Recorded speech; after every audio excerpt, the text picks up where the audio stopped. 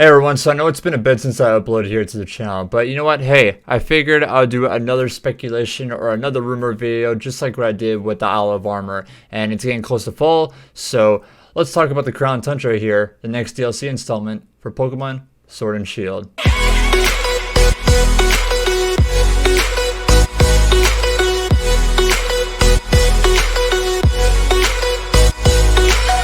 Guys, before I get into this video, I did this exact same thing with the Isle of Armor before it actually came out. And by the way, we're so close to coming up to the date where it's been 2 months since the Isle of Armor has been released. That's actually crazy, man.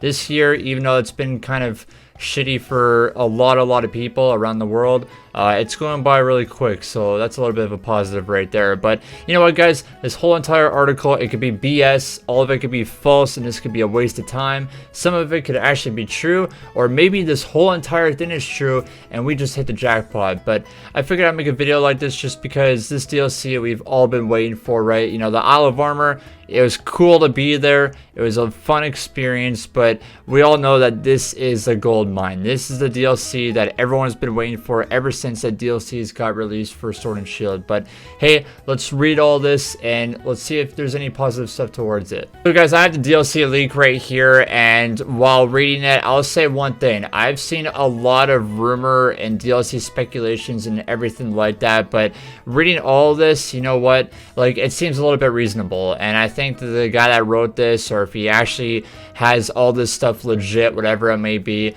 you know what, it's pretty cool. I like it so far, and let's just jump into it. So start off with the release date right here. The number one thing says it's November 14th of 2020, and this is like, you know what, it's reasonable. Like, I think we all think that November is going to be the release date of this DLC, and I say that because of the pandemic still going on. I think that it could be a lot earlier if the pandemic didn't happen, but especially with everything getting delayed, like with video games and all of that. Like, I know Halo Infinite just got delayed to 2021 because of all this, and I know that Cyberpunk got delayed and all these other games coming out, and especially with the DLC, knowing Nintendo and Game Freak and all that stuff, it's reasonable. But November 14th, and if you guys don't know, last year Sword and Shield actually came out on the 15th of 2019, and well, some people started playing it on November 14th, but yeah, 1 year ago for Sword and Shield for the anniversary there, but also a year of, wow, we wanted all these legendaries and fan favorites to be in the game in the first place, and we had to wait a whole entire year for them to be in this game. I don't know, man. I find that funny. I know that a lot of people get pissed off about that, but you know, it's true, you could be pissed about it, but I just find that hysterical. But either way, November 14, 2020, I could agree on that, and I think that's what's going to happen 100%. Crown Tundra will be bigger than the Isle of Armor in terms of size and comparison. This is actually legit. If you guys don't know, about a month ago or somewhere when the Isle of Armor came out, the data miners, the people that go behind the scenes, have figured everything out to, you know, the Pokedex, to how big the size is going to be. And I'll leave an image actually right here of how big the Isle of Armor actually was compared to the Isle of Armor. It's insane. It's to be expected though. Like, this is going to be so much better than the Isle of Armor in so many ways, and it makes sense that it's going to be twice as big as, of course, the Isle of Armor was. But number 3 right here, guys, it says Peony is Chairman Rose's brother. He's a ground type specialist, with his ace being Gigantamax Sandaconda. I think a lot of people are speculating that this is Chairman Rose's brother. You know, they look exactly alike, and especially for him being an exploration person, you would say rock or ground types would be his specialty. And you know, Gigantamax Sandaconda, you know, I know a lot of people are sick of that Pokemon, but I think it's to be expected for someone like him. Maybe to get Galarian Slowking, but it says right here that Peony's daughter will be her rival in the Crown Tundra, and her ace is Galarian Slowking. So we've already seen this before as well in trailers and data mines of Peony's daughter being the so-called rival, because I know with Peony, he wouldn't be so sort of a rival, he'd just be someone to help you out, kind of like Sonya did within the game, and her, you know, his daughter being the rival, it makes sense. You know, Clara and Avery, I guess we are done with them. They had their moment, you know, their glory to shine in the Isle of Armor, and now we're getting someone new. And I know those speculations going around that Galarian Slowking is going to be a ghost type Pokemon. I have no idea yet. We'll have to wait for a trailer and confirmation on Pokemon and Game Freak for that. But yeah, that's pretty cool there.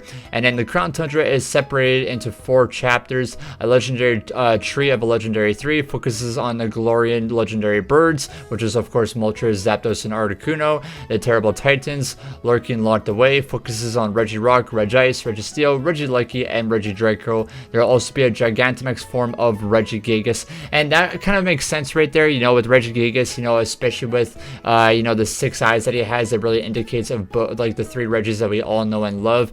And to have a Gigantamax form right here, you know, we've already seen other Pokemon have Gigantamax, you know, shapes and sizes in this game, like Olivarmer, for example, of Blastoise and Venusaur. So for Regigigas to have that, and it's probably gonna, you know, have 4 more, you know, sets of Regieleki and Regidraco to have. That's, I guess, to be expected for a calculation. Hopefully they do something like that. And also, of course, with the 4 chapters that's already been data mined, we all know about this. And the other ones really focus, of course, the Ultra Beyond, which focuses on the Ultra Beast. And if you guys don't know, within the Pokedex, basically every single Ultra Beast is coming back into the game. And then the last one is going to be, of course, with Calyrex, the one that's exclusive to this DLC, just like how Kubfu and Urshifu were to the Isle of Armor. So yeah, this is what I mean. Like, all this seems pretty legit right now, and definitely could see like Nintendo and Game Freak doing this. That's why I really wanted to cover a video talking about this rumor here.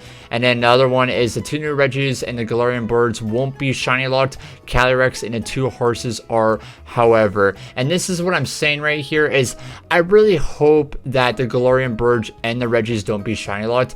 I could see Calyrex being at 100%. We've already seen in this game that Zacian, Zamazenta, Eternatus, Kubfu, and Urshifu have been shiny locked. All the new Pokemons that we've seen been shiny locked. Game Freak, I don't freaking understand why you do stuff like this. Your game's already hacked and BS as it is anyway. There's no point in doing this, but knowing them, it's gonna be like promoted stuff, or like GameStop, how some events in the future you have to go and pay $5 or $10 for something, and it's like, oh hey, you get a shiny Solgaleo, a shiny Lunala, whatever it might be.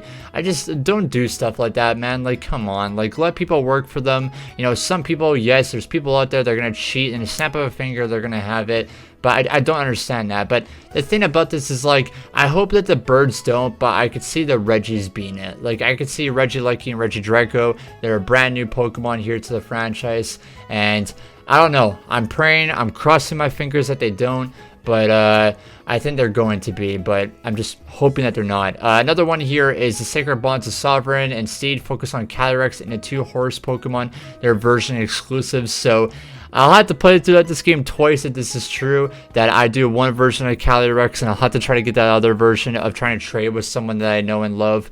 But yeah, that's kind of cool right there. We've already know throughout data mining that Calyrex will have 2 fusions, so that's pretty cool right there. But version exclusives, that kind of makes a little bit sense. No more Galarian forms other than Slowking or the Galarian birds. That makes sense. They didn't do jack crap with the Isle of Armor, 2 new Gigantamax forms of Pokemon. Yes, they did Blastoise and Venusaur and Urshifu having 2 of them, but knowing Game Freak and Nintendo, I just don't see them doing that, and I kind of agree with this. And then after completing both the Isle of Armor and the Crown Tundra, there's an event which allows you to catch the Swords of Justice, Cobalion, Terrakion, Virizion, and Keldeo that can be shiny hunted. So this is cool. If this is actually legit, and I'm not talking about the 3 right there that I just read, but with Keldeo, this is the thing in Pokemon, is that with Keldeo and Volcanion, we know what their shinies look like for the mythicals, but they haven't been acquired yet. Like, no GameStop exclusives,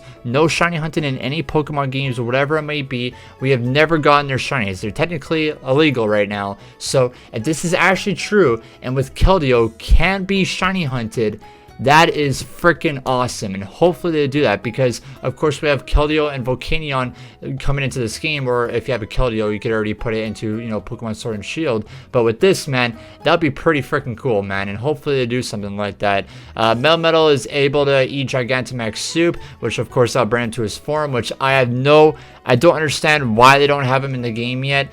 We've already seen what he looks like. They accidentally teased him into a live stream of people using it. Game Freak, Nintendo, what are you doing, man? But There we go there. There would be a person in the Crown Tundra that would be able to change Zarude's form into Dada Zarude, a version or a vice versa. Zarude must be in your party. So I'm guessing this is like the little cape that he wears within a new Coco movie. And if you guys don't know, the Zarude and Celebi event is going on, the distributions. I already have mine, which I will make a video on it. But I guess that's pretty cool right there. So you get to change it. So you'll have like a little cute cape on him.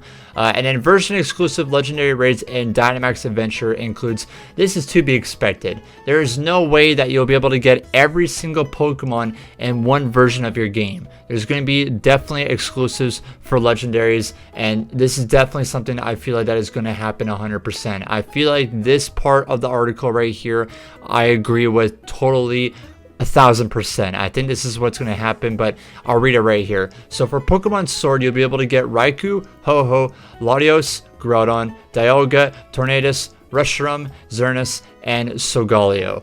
And for Pokemon Shield, you'll get Entei, Lugia, Latias, Kyogre, Palkia, Thundurus, Zekrom, Yveltal, and Lunala. This is something I could see happen 100%, but you gotta look to it here, guys. It does suck, but at the exact same time, this is a game where you can get version exclusives from Sword or Shield, whatever it may be, so easy. Just look up into a raid and it's like, oh, hey, I don't have a Heracross because Heracross was in Pokemon Shield while Pinsir was in Pokemon Sword. Just look at a raid, you'll see one right there, join it, catch it, bam, you're done and over with it. Like, I feel like for this game in general, for version exclusives is so damn easy. So I don't think anyone's gonna have a problem with it. And hey, if you're a diehard Pokemon fan and already have all of these and you have them in Pokemon Home, then it doesn't really matter, man. I feel like no matter what, for people, kids, teenagers, adults, whatever it may be playing this game, you'll be able to get every single legendary Pokemon. I don't think it's gonna be hard for everyone at all whatsoever. But yeah, this is the rumor right here, guys. I found it very interesting, and this is what I mean. Like, I feel like with this article in general, it all seems legit, but you never know. It could all be BS. I could be totally wrong about this, and this could be a waste of time and a waste of a video. But hey, I figured I wanted to pull this up here because it's really interesting. I think it's great, and you never know. Some of it can be legit, and you look back onto this and saying, you know what, hey, Flame or this guy or this girl that wrote it down